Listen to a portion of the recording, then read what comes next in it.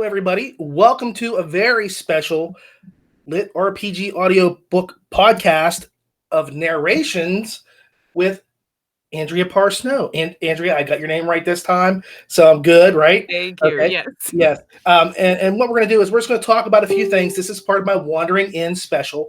As a book like this, it needed very special focus put on it because this is an extremely long book, and I know it had to be a grueling, not that it wasn't fun, but it had to have been real work to get to this point. And so it deserves to have a nice little focus on it. And what I want to do is we talked about this a little while ago. Authors always get the focus put on them, and that's great because they're the writers. The people that create the books deserve to have it. But narrators, they're the ones that bring the book to life. And if a narrator doesn't do their job, a book can be great, and it can be tanked by a horrible narrator in no time at all. So I think that, really good narration is key in this business. And I really appreciate awesome narrators such as yourself.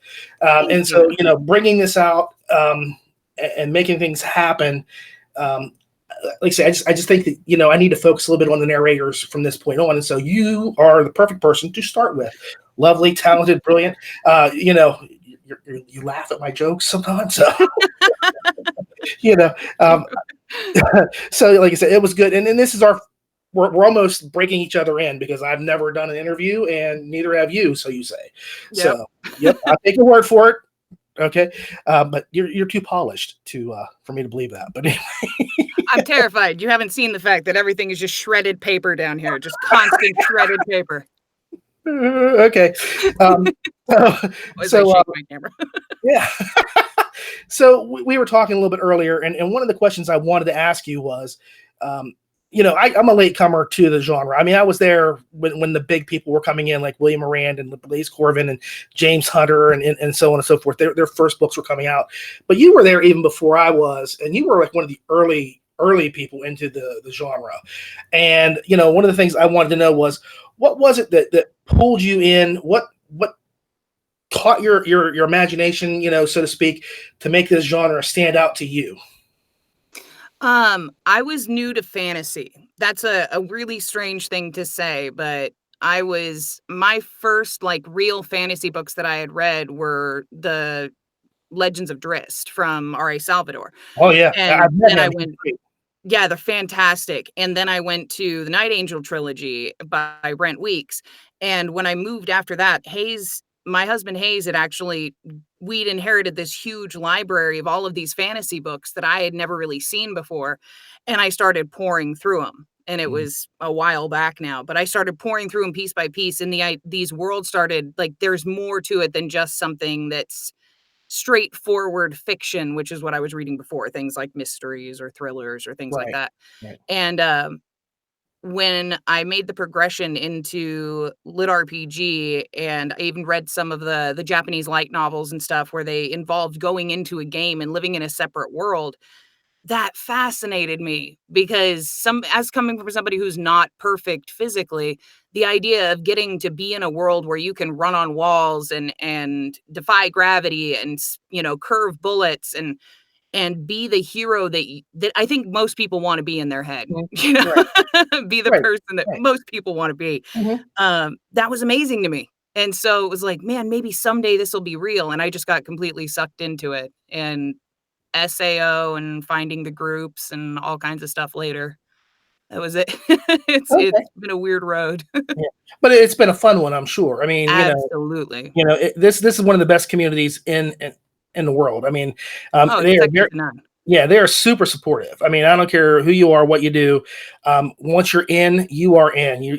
They take care of each other. I love this community to death. I mean, I think that the people here are just fantastic. And the nice thing is narrators and authors are very open and willing to speak to their fans. I don't know how many times I met, like you said, R.A. Salvatore, and it was a very brief conversation. Like, thank you very much for coming. Here's, sign the book. Mm-hmm. And most times that's what you get when you go to a convention. You get to sit down and talk to people. They're just moving along, getting the signatures and moving you out. But here you can sit down and have a full-blown conversation with yourself or whoever, as long as you're being respectful, everybody listens and they respond. And that's why I say I like this genre a lot. So I was kind of curious as to how you kind of came into this. So my next question is going to be, you weren't originally a narrator. No. What brought you into that? How did you fall into narration? Because it seems to me like it was kind of like right after you got into LitRPG, wasn't it? Yeah, it was, because some of the first, LitRPG books that I listened to the first ones I listened to were by Jeff Hayes, and Mhm. so I found out up to that point, my entire experience with audiobooks was, Diablo 3 read by Scott Brick and a bunch of, like, standard fiction or self-help. I'd listened to a lot of, like, Jeffrey Kafer and stuff, so I was familiar with fiction or sci-fi, but the idea of really heavy character voices and, like, the idea that you can sound like multiple different people and stuff, that was absolutely amazing to me. So, I transitioned into lit RPG from that. I fell into narration because I was in college for theater, and I wanted to be a voice actor. And I found it was all kind of at the same time. I found, Jeff Hayes doing what he was doing right about that same time, and I was Mhm. like, "Wait a second, I don't have to live in LA? But that might be kinda cool. That would be really neat, and I could do these characters and stuff in audiobooks instead, and then I can play all the characters. That'd be great because Right. then I'm not just one. I wanna try this." Mhm. And, Will Arand actually was the one who had convinced me to go on ACX and take a look at what was there and put samples up and start auditioning. Mhm. And it was from there, basically. I was encouraged by several people in like, every step of the way, it's kind of been within lit RPG, as weird as that is to think about. This community, I wouldn't be doing what I was doing without it. Right. Legitimately, I never would have found narration, I never would have been interested in it, it's just, this is what I wanted to do. Oh no, Although yeah. I'm so protective over it too, like, I'm so protective over lit RPG because of that, I'm like, "No, it's good the way it is." Right. No, you're also and there's nothing I hate more than like, a narrator who comes in, it's like, like an author who's right to market, or a narrator who's just trying to jump in at the last possible second because they know, oh, we can make some money here. That sort of thing. It bothers me to no end when that happens because they don't care about the community, and it's just more about how much can they get out of this. And I think the community is so much more, so much more. I think the community self-polices on that front too, because I don't ever begrudge someone the ability to start, but you can tell when it's not genuine. Mhm. And I've had this conversation, multiple times with the people in my life that talking about what has made, what certain narrators have done in the genre more successful than what other narrators have done and stuff. And it it's multi-leveled, but one of the simplest things it comes down to is knowing how to say, uh, "Quest complete. Please run to X room and turn in," because we know what that sounds like. We're gamers. Right, We're part of right. that world. Whereas somebody else reads that and just goes, "Quest complete. Turn to go there and run," and it doesn't sound right. It Absolutely. never does. But Absolutely. it's little stuff. It's just immersion in the world, knowing where it comes from, and it being something that you really truly love and enjoy. That comes across from the Mhm. narrators that you can tell it comes across from. I'll put it that way. Right, right. No, I agree with you completely.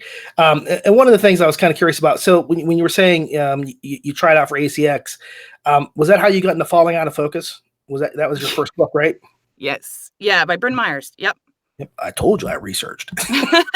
Yes, that was my first book.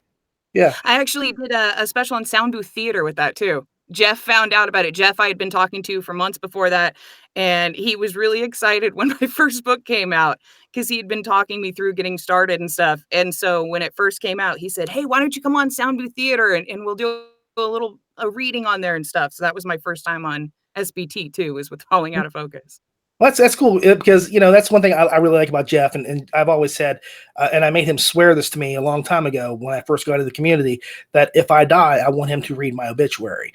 I want it recorded because I have a very special obituary written already. It's all set, and he's the only man alive that can do this. So, Jeff is just amazing, and I think he's very very supportive of other people when they come into this. As He narrator. really is. he didn't need to give me the time of day, and being in the community now, in the narration community, at least the as much a part of that world as I can be. I don't go to I can't afford to go to a ton of the events and stuff, but being on it on Facebook and stuff, I've realized now this time later how rare it was for someone to take the time like that, for someone to actually stop being a successful narrator and go, sure, newbie, I'll help you out and walk you through every step of this process and tell you what equipment to buy and take valuable time out of my day to do this. Mm-hmm. Being in it now, I see how rare it is that people do that. And so Right. Jeff was awesome to take the time with me that he did. Yeah. I have nothing but respect for him and Ramon Mm-hmm. too. Because Ramon has been there. If I said, Ramon, I need help, Ramon's been like, pow, he's been on it. He said, here's what you got to do. We'll get this taken care of. No worries. If something comes up, he's like, don't worry about it. We'll make it happen in another time, whatever. So, they've been nothing but supportive for me. And my big thing was going into this. I probably said this before to you. I'm one of those guys. I would do reviews for people out of my window. I'd be like, hey, I read this great book, and no one would listen because I'm just yelling at them. But I would write all these reviews for books that I loved. And, they were like, well, try out for this. Jeff literally texted me and said, try out for, SBT's audiobook podcast. And I'm thinking, what the hell? I'm nearly 50 years old. I was hoping it would be you, though. There were a bunch of us in the background that wanted it to be you so bad because your reviews, they were my favorites to read when I would go on to I'd go on to Audible and I'd be looking at my reviews and I'd be like, oh, Ray wrote a review. Yay. And that would be my favorite one to read. So when they announced the audiobook podcast, auditions and stuff, I was just going, please, please, please be Ray. Please be Ray. Come on, pick Ray. I was blown away. I was. Well, I appreciate that. I really do, Andrea, because it was not anything I expected. I thought they were going to say, "Thank you very much for trying. We will move along, and we have somebody else over here who's much more articulate. They read the books better than you. They listen. They have ears. The ears work, and so that sort of stuff." And I thought, no chance in hell. And then I got it. And I'm like, well, now I got to actually do some work here. It's not going to be easy. So but like I said, the support, like from them is just incredible. So I really understand what you're saying because neither one of them ever had to step up and say, if you need help, do this or we'll help you here. They didn't. And like you said, with you saying, Jeff stepped up. He said, welcome. We're going to embrace you. And that's this community. I keep harping on that, but that's the great thing about this community. So I think, if I'm not mistaken, your first LitRPG book was Travail Online. No, my first LitRPG was Dominion of Blades. Oh, really? Okay, okay. That was my first one. Well, that was a good one. I mean, man, it still is. It's got such a close place to my heart. I absolutely love the DOB series. It's awesome.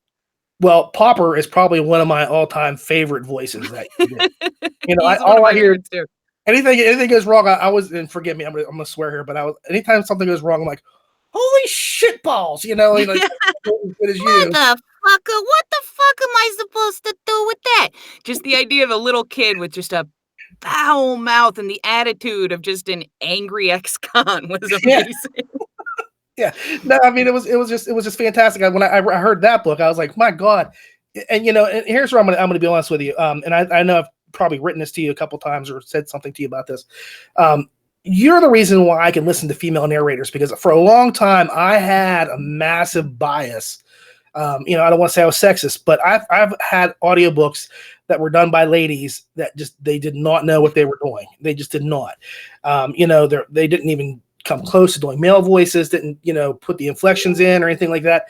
It was just really, really hard for me to, endure a lot of the work that they were doing. And then I'll even say Kathy Bates is one of the big ones. Award-winning actress Kathy Bates. She had never heard her narrate anything. I haven't seen it. You are very blessed. You are very, very blessed. And I can't remember which. It was either Silence of the Lambs or something else, but I think it was Silence of the Lambs, because I'd seen the movie, read the book, and I'm like, well, I've got to get the audio now. And I was just so crushed. I was like, I can't do this. And then I had a couple other books where it was the same thing. And I said, well, I'll try this because, this is good. I like this book. And then they fumbled the ball. And, it was just so bad. And then I heard you, and I think the first book I heard you do was Putera Online. And I mean, Maddie is like one of my favorite characters. I mean, like, Don Chapman can write a character to pieces, and Maddie's like the best. And your narration brought that book to life. I was like, holy crap, this is, doable. Like there's a lady out there who can read. And I've often said in my reviews, one of the things that really amazed me about you is the amount of emotion that you pour into your stories. I mean, not to blow smoke, but I mean, there have been times where, like with Dan the Barbarian, the hobgoblin is begging him, please. And I'm like, just do it. I'm coming in there. And it's like that with Insomnia. I mean, there's so much things like I hear in your voice things that I know are not written in the text. And I have to wonder, how much do you know? How much has KT Hannah told you, about what's going on between the two, Sin and, the main character and that sort of stuff. What's going on? Do you know everything more? Because you put so much into it. I can say, I think there's something happening here or happening here or happening here. And you did in all your books. And I like to say, I'm just amazed. More than I can ever describe.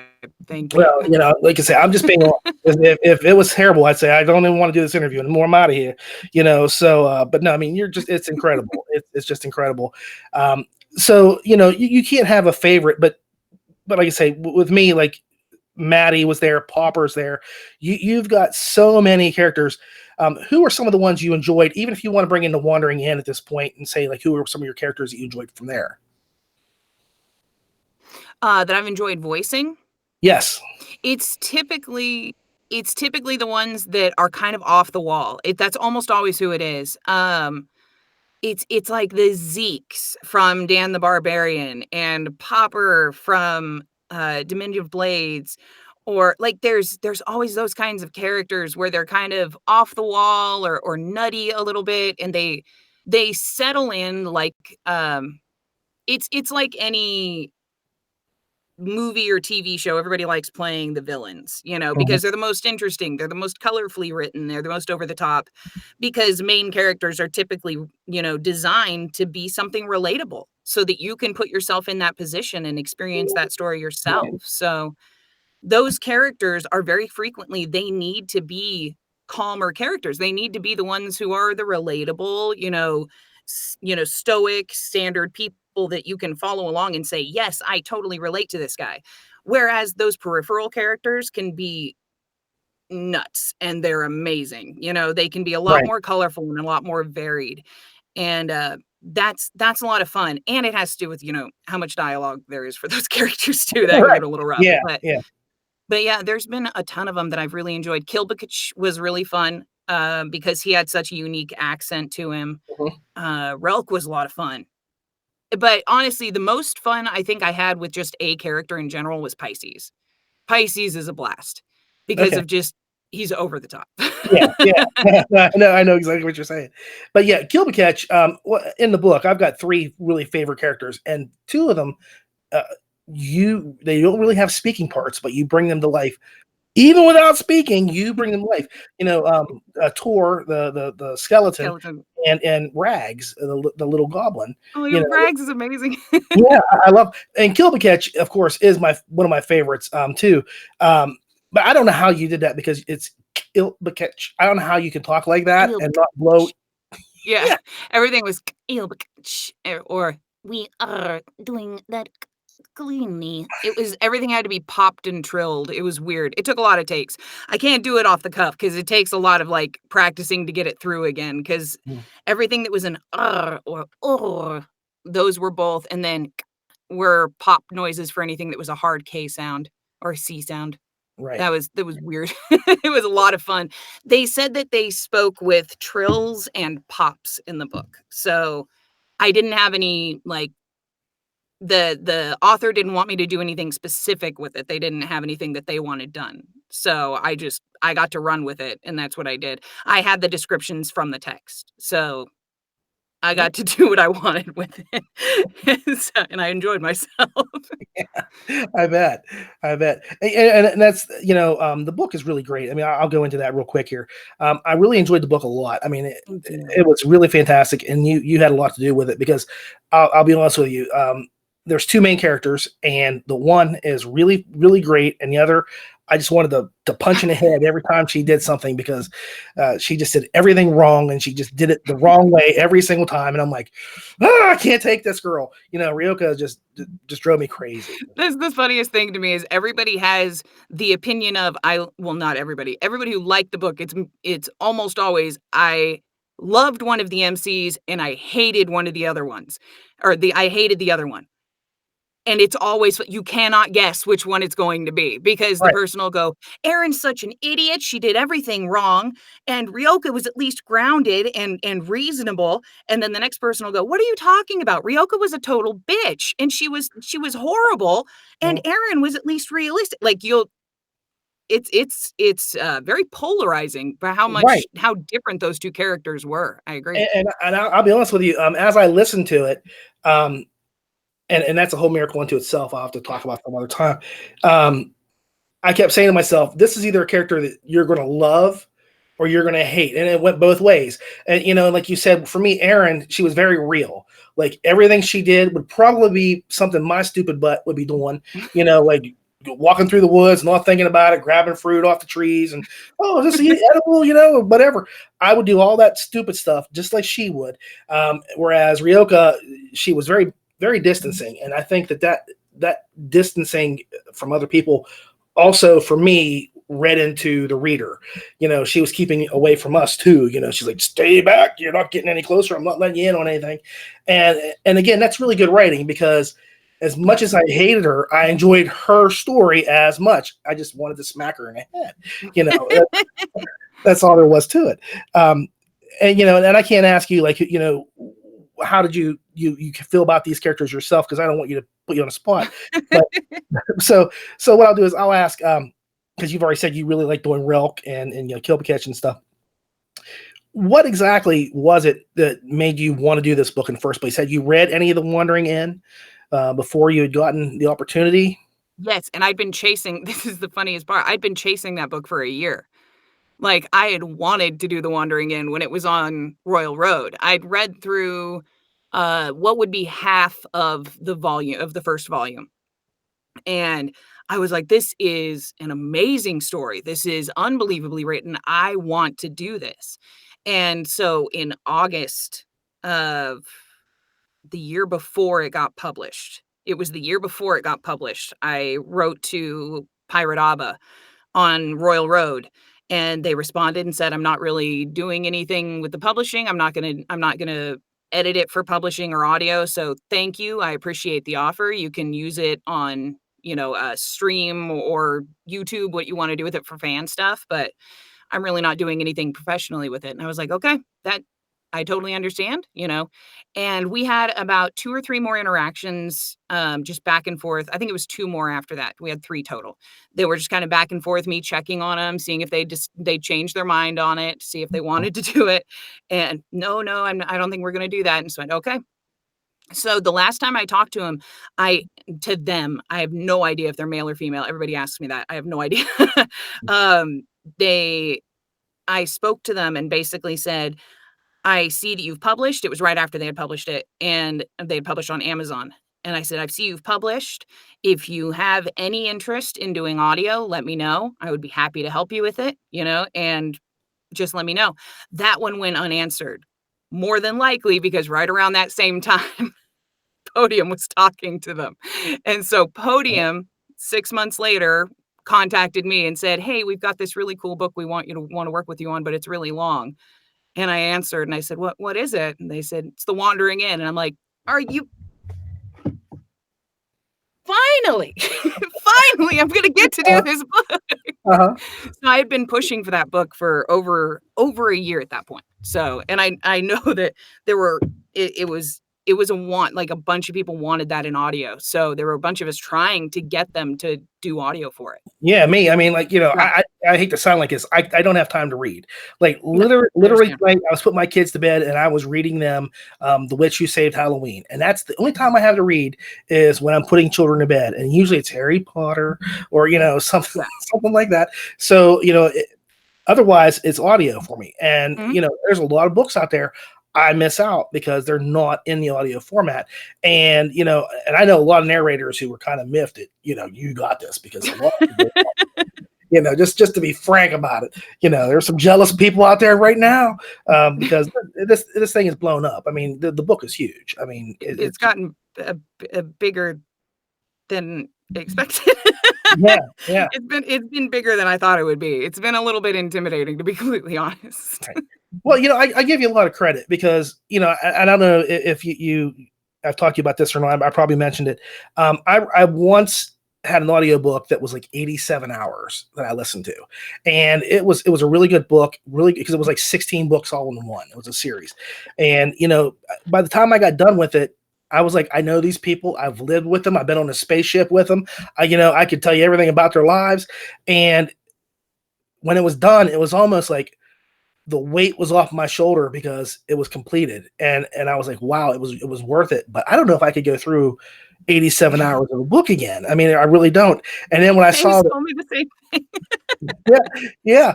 And, so when I saw that you had like this 40-hour plus book, I'm like, oh my God, it's Andrea, so I have to listen to it. But it's 40 plus hours. And I'll be honest with you, the hours went by like this. I mean, I listened to it and it was in no time. I probably had it done in just 3 days. So, but we were really busy. And so I was always in the car or doing something or, other things I can't talk about on here. But it was just, one of those things I was always listening. So I got to go through it really fast and it was just very enjoyable. And I thought, my gosh, you really put in the time and effort to make this perfect, because I don't think I caught a glitch in the story, to be frank.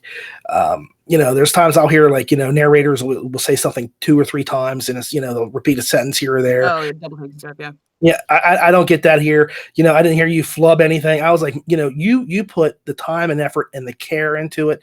And I know that you did not rush it, because I can remember when you were just getting the book itself, it was a long time from the time you said, hey, I've got The Wandering Inn and I'm doing this, before it was completed. And I was like, yeah, there was a lot of time. How long exactly did that take you to record? To record it, 2 months. It took me 2 months to actually record it. I was scheduled out pretty far when they contacted me. And so I had to push it forward a little, probably three months or something like that. I couldn't schedule it for like 3 months. And I started it in the very beginning of May. Was the very beginning of May? Something like that. And then I was done by the end of June. So it was 2 months.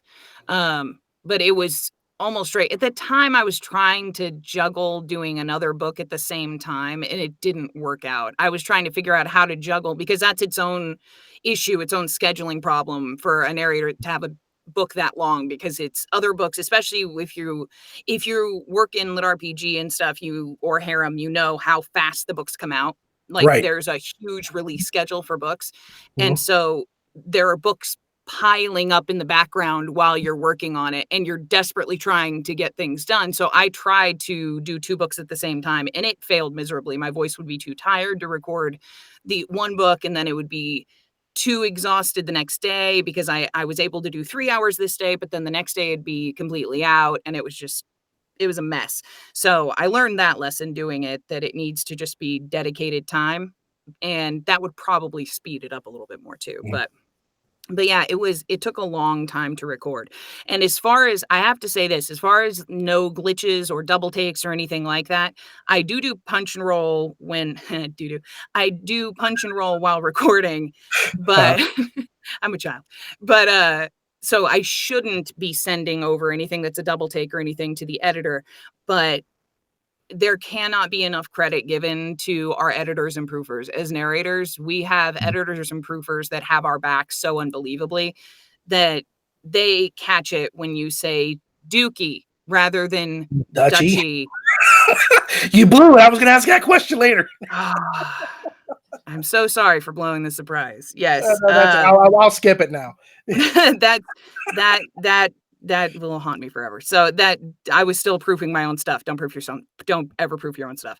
So our proofers have our backs, and the editors make us sound good, and the team at Podium is amazing. So I mean, they're absolutely phenomenal. So there's a lot of people that go into the production of these books, and on a book that long, oh man, I probably had one of the easier jobs in that process, man. That would be a lot. That's a lot to master and edit and everything. They're phenomenal there. Yeah. Well, I give editors a lot of credit because I mean I don't know the process, but I know what they go through. That you have to listen, re-listen, make sure everything is exactly right. Did we miss something?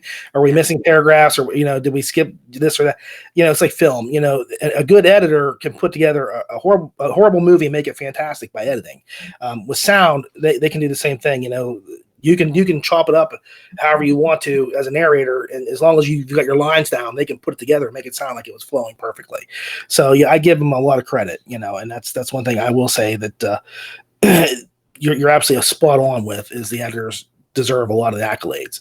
But again, they're the behind the scenes people, and you're the face, you're the voice. Yeah. So I have to ask then.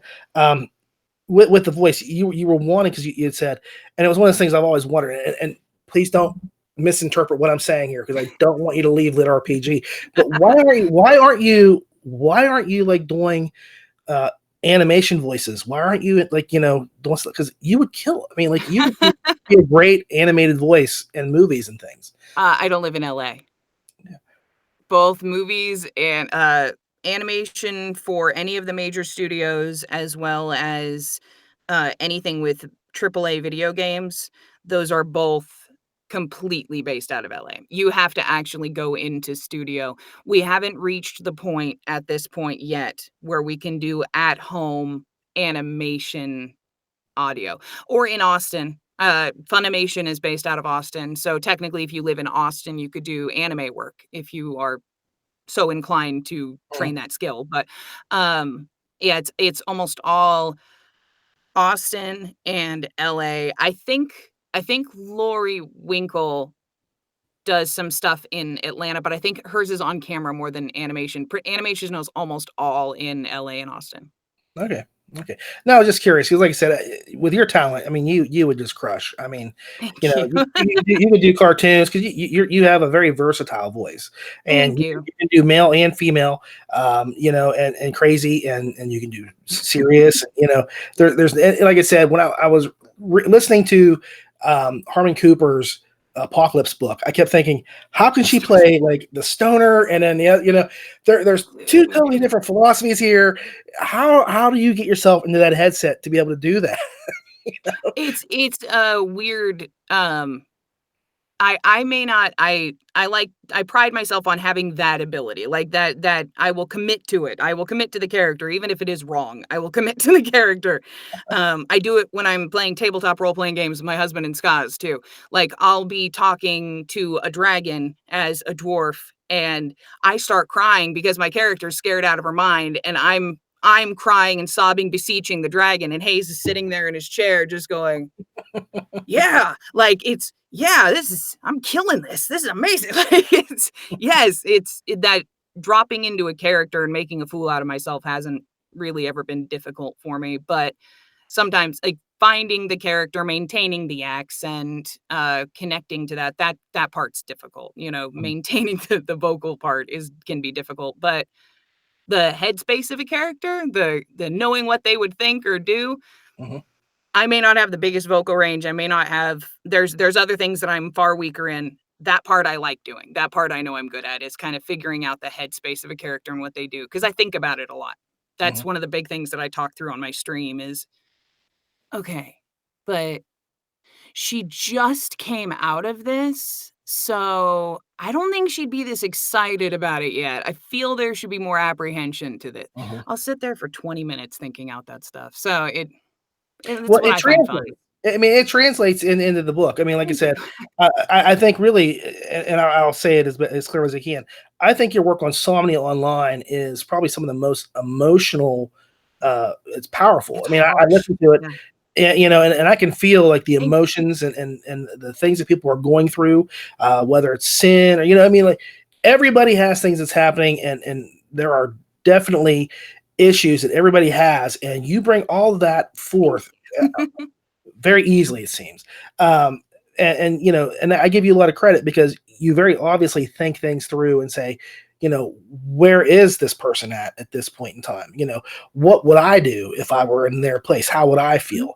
I get that a lot. And like I said, I don't know, and don't, you don't have to say anything if you don't want to, but how much did KT Anna say to you, these people have this kind of relationship. There's this kind of relationship with these people.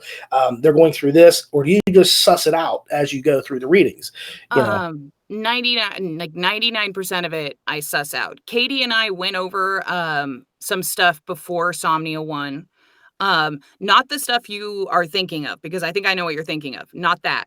That actually came later, if I remember her. She talked to me about it, and that kind of came later.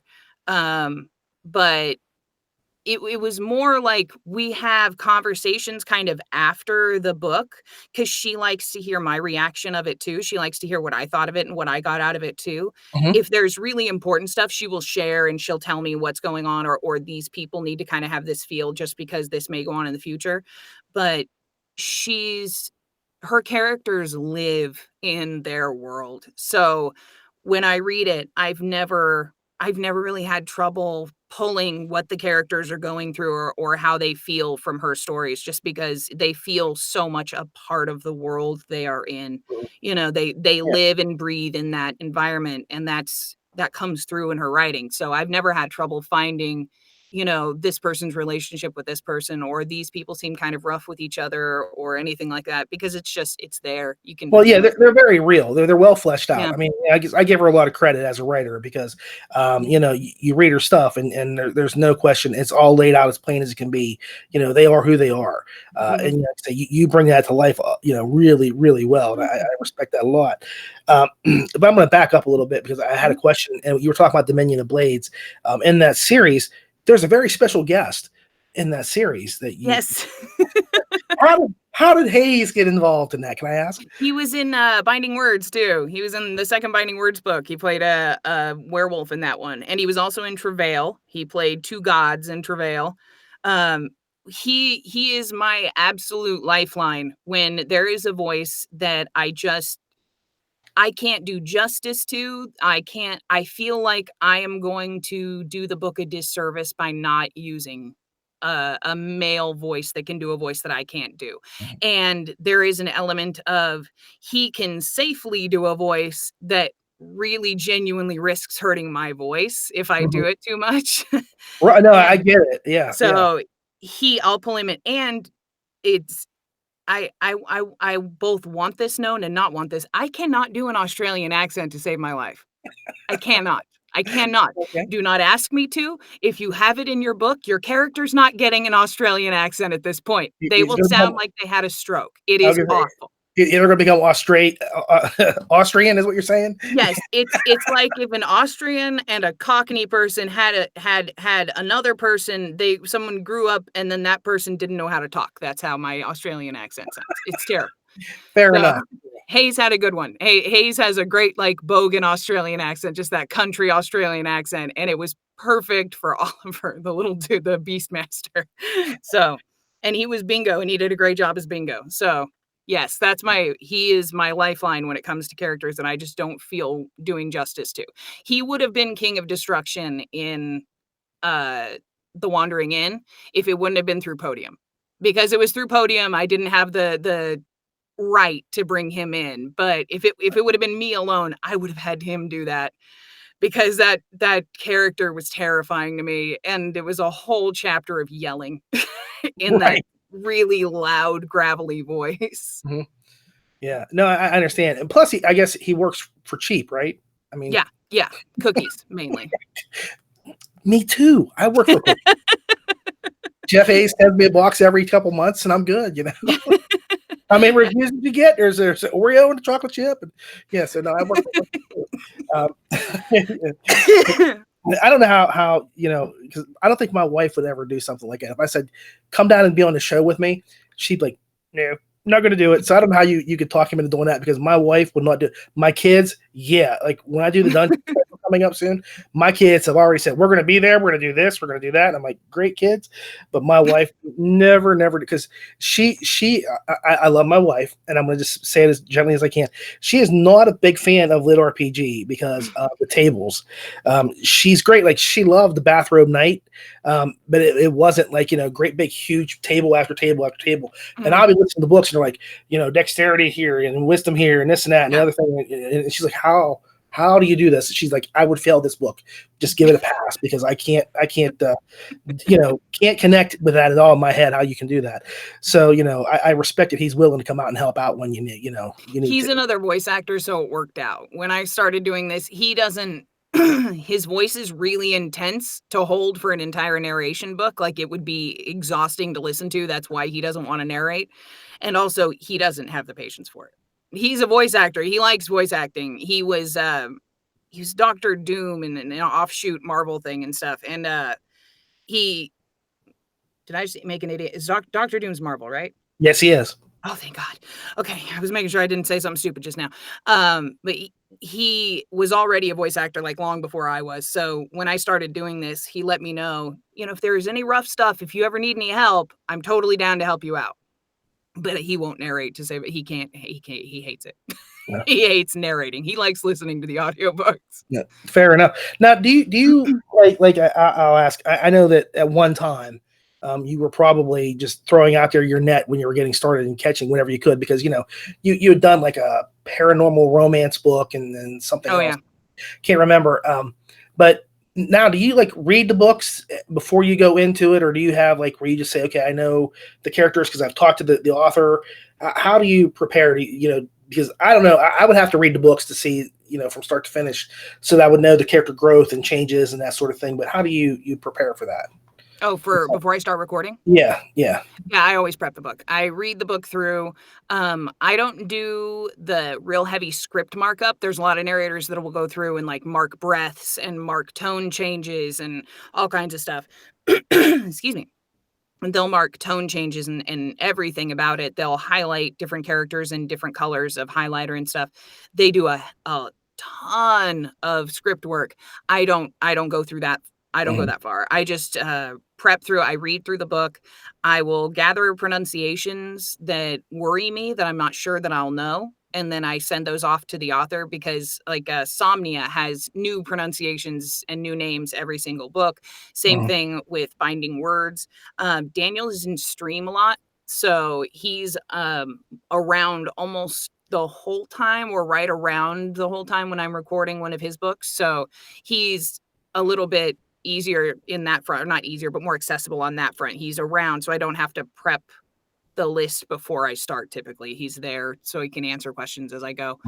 But there's all different kind of ways to prep that different narrators use, but mine is just, I prep through the book, I read through it, I get feelings for what I want to do for the characters.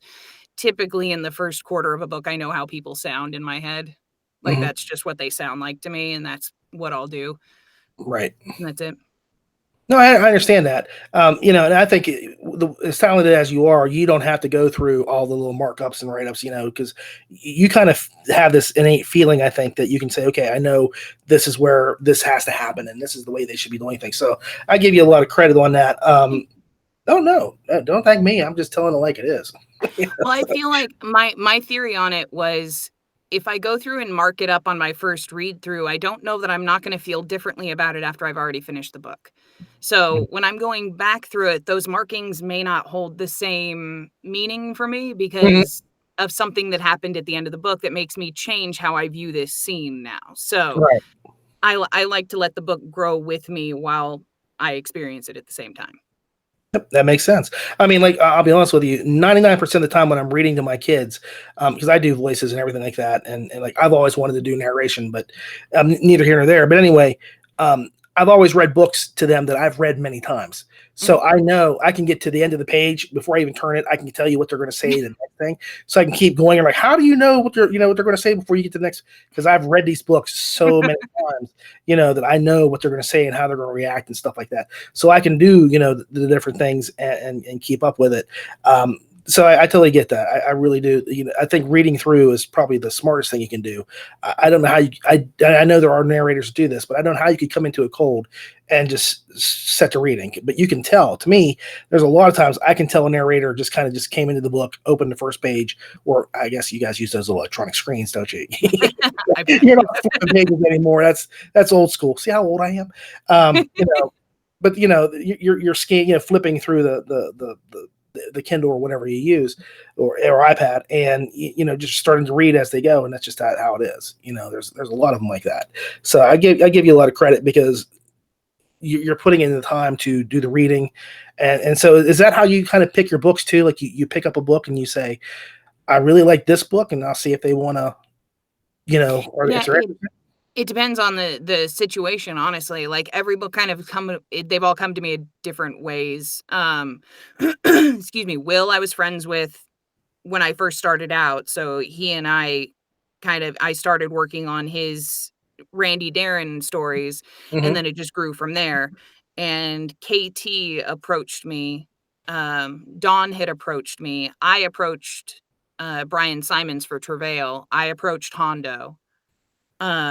I can't remember. I think Daniel and I had been kind of encouraged to talk to each other. Like, I think that Will had told Daniel to talk to me, and Will had told me to talk to Daniel. So then we hooked up to talk about his.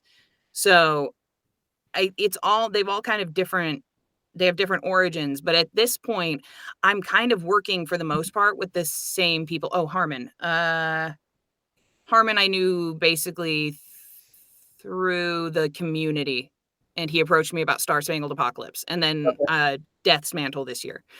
But yeah, they're all kind of at this point just people that I know. As weird as that sounds, like I know our community is amazing.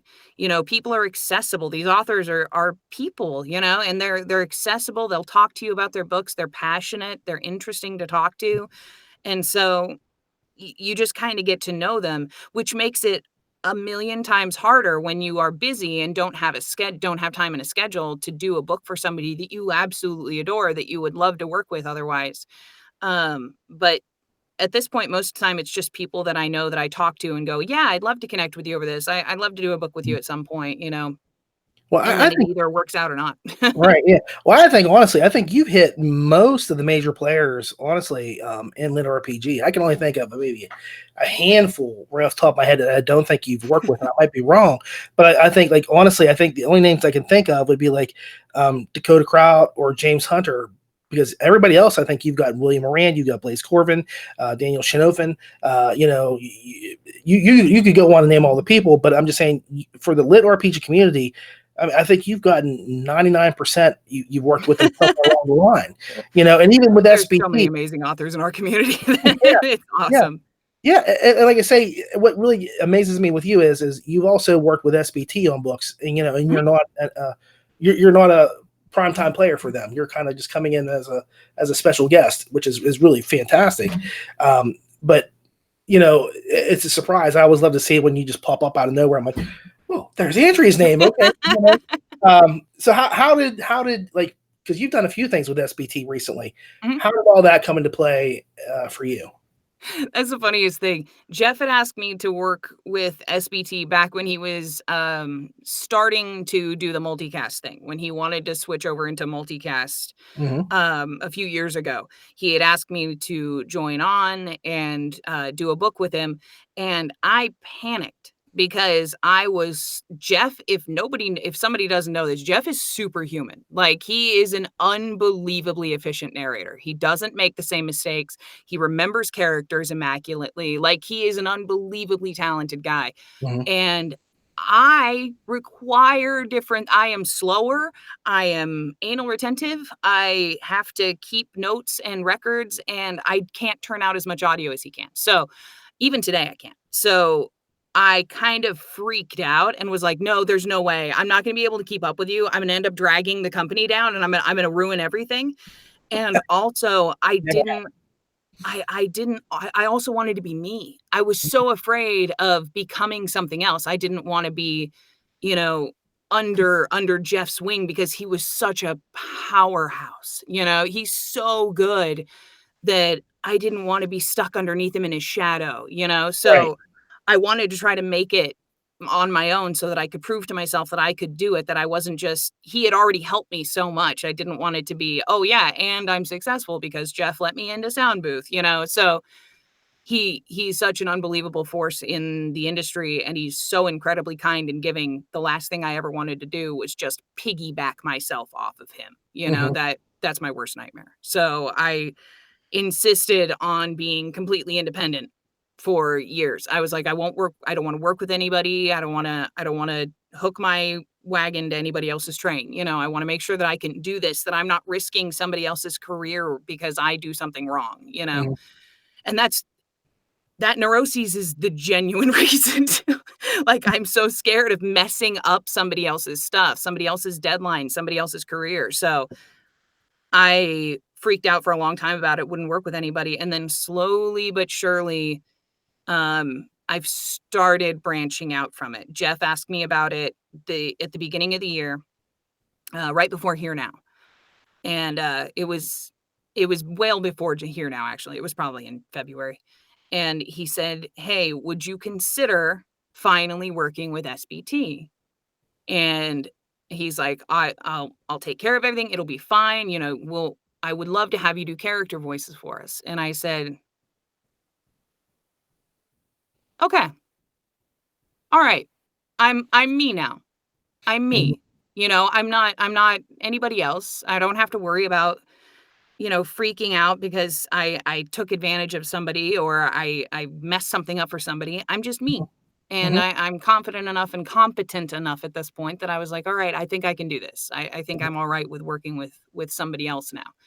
And that was kind of I worked with Jeff or with Sound Booth, and then I worked with Podium, and now I'm working with somebody with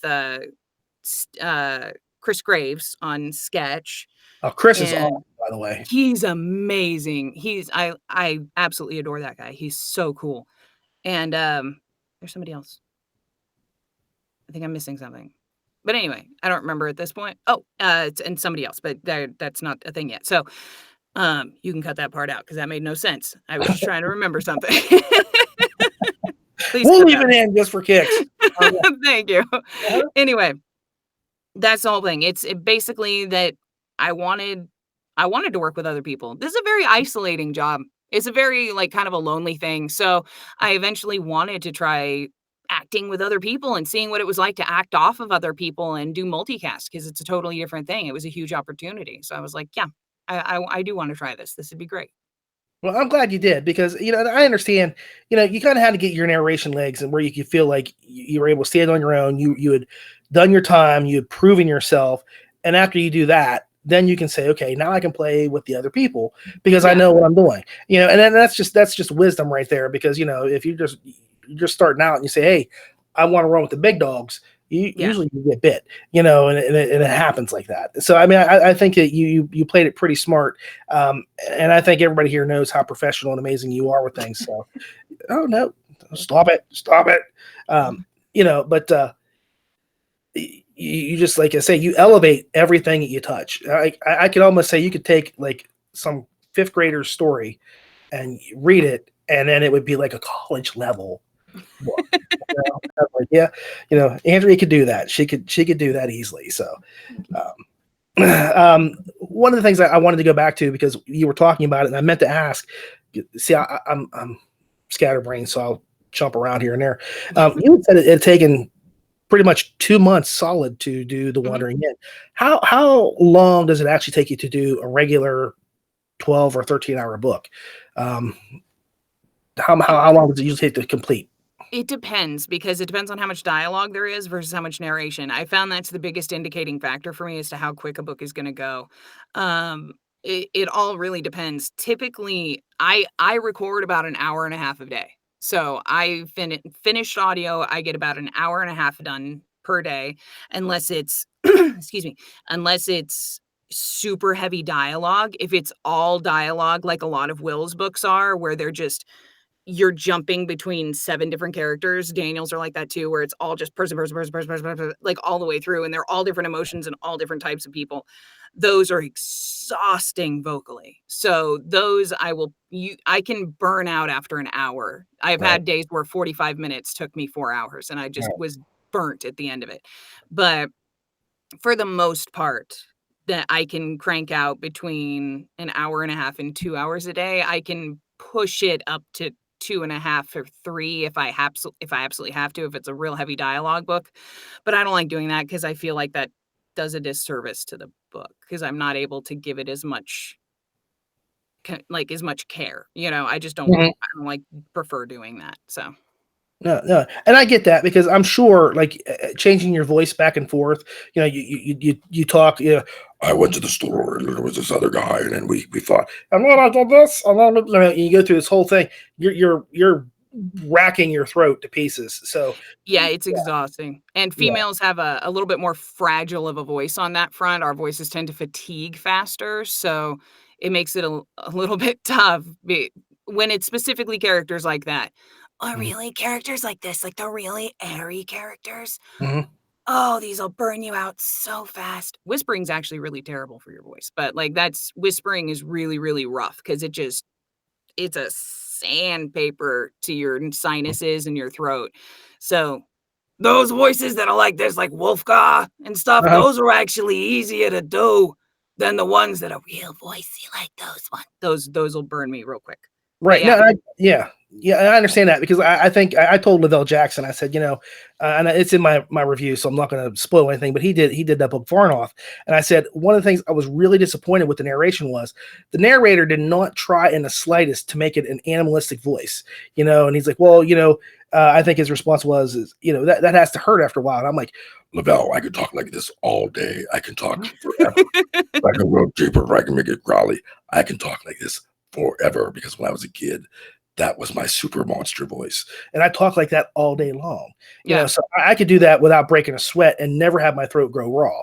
But if I talk like this, then my Yeah. voice, it won't do it. So I can understand, exactly what you're saying. But, that's where I say you have to know the character a lot. And that's where I say I got upset with the Varnoth. And it's no disrespect to Jack Veraces.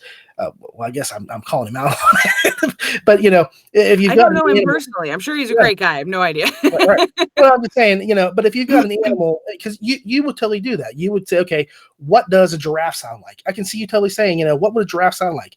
And then you would say, well, they got a long neck, so they're going to talk like this. Yeah. You know, and you would make that work in the character. Whereas all I got was some guy with a British accent saying he was a panther, and I said, "This is not working. I'm not happy." So like I said, I respect the stuff that you do so much because you put thought into it. And just talking like that, I understand exactly why. The time that you put in is so limited. Because I can remember I'd gotten on Discord, which I told you many times I do not do because spoilers. Huge Spoiler. spoilers. Yeah. All the spoilers. Yep, and I was really jazzed because I wanted to hear you doing the Wandering In, and you were working on. I don't know what the other book was you were working on. I can't remember. My brain is just it doesn't work Swing that well. shift. Okay, Swing Shift. Okay, Swing shift, and, yeah. and you were like that. And you're like, okay, guys, I've got to get like an hour in of the Wandering In, so we're going to switch over here. And I'm thinking, my gosh, how long have you been working on this one? And you're going to go over to that. You Yeah. probably you put in the time. And those days I run about 3 hours because then I'm able to do you do one character. Well, it depends. Now I don't do that as much just because it is so wearing. But at the time I was pulling, 2.5 to 3 hours because I was doing both books at the same time and both books had to get done. So yeah, that was rough. That was rough. That was a bad decision. Okay. Well, I think unless you want to keep chatting, and it's been about an hour since we got started here, and I promise you to keep it short. And I really try not to keep you up all night. And I'm surprised my phone hasn't rang since we started. I said as soon as we start, I'm going to get a call, and I've got to go. I can just see it happen. So, like I say, and for the listeners that they're tuning in right now and they're watching this has been, and Andrea will attest to this. We have tried to do this so many times to get this interview to happen, and everything, if it could go wrong, it would go like, Andrea, I'm sorry, I haven't slept in 3 days, and I'm going to bed, or something, whatever it was. Mine was citywide internet outage for Yeah. 2 days. 2 days, I had a citywide internet outage, and then it was not getting out of the booth until 8:45 at night. I was like, "I'm so sorry, Ray. I'm so tired." Yeah.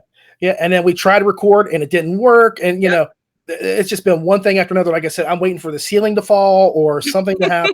There's gonna be a gas explosion, and I'm gonna get rocketed into the sky, something along those lines. So we've really tried very hard to make this happen. I'm so glad I've had this opportunity because you are an amazing person, and I very much appreciate all the work you do.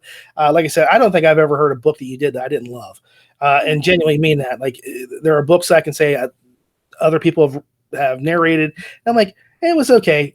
You 100%. I've listened to them, and I'm like, that's a damn good book, man. I'll tell you what.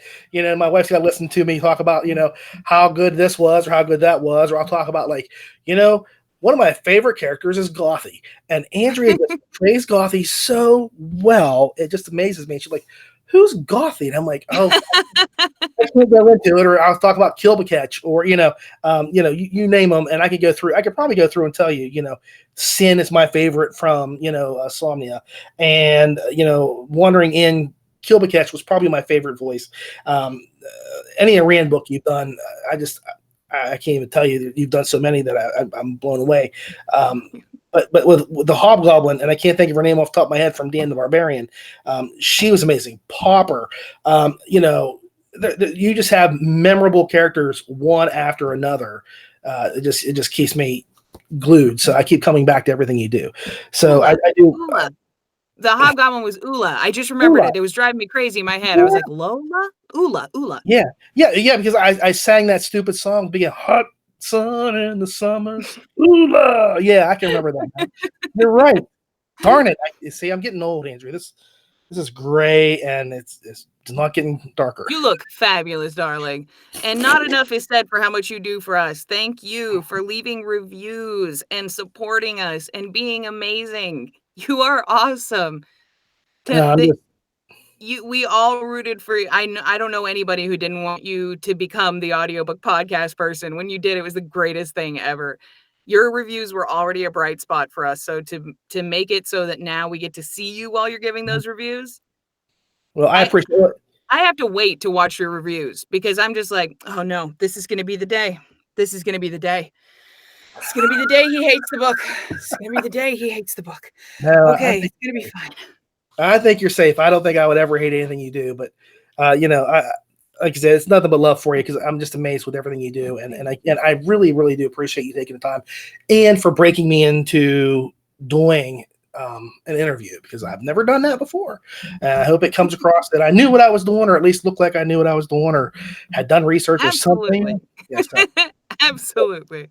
But no, I hope I didn't babble too terribly. No. You're very articulate. Yeah, so thank you. No worries there. But yeah, thank you again for everything. And thank you. You'll see the review here real soon. Yay! You don't even know what it is, do you? You don't even know what I have. Yeah, I have no idea. Yeah, I don't heap a whole, like, it's not all praise. I do say some things about characters that I was kind of struck with, but I still say it was a great book. It's one of the best books I've ever listened to. So you know, and again, I think that I can't think of anybody else that would deserve this more than you. And I love a lot of narrators, but this is probably your crown jewel, so to speak, up to this point. So, Thank you. Congratulations. The next one comes out probably sometime next summer, I'm guessing. And that's going to be what, 105 hours? Okay. From what I can tell, I don't have a word count on it yet, but from what I can tell, it's half again as long. So it's probably going to be about 65, 70 at my current reading rate. So probably about 70 hours.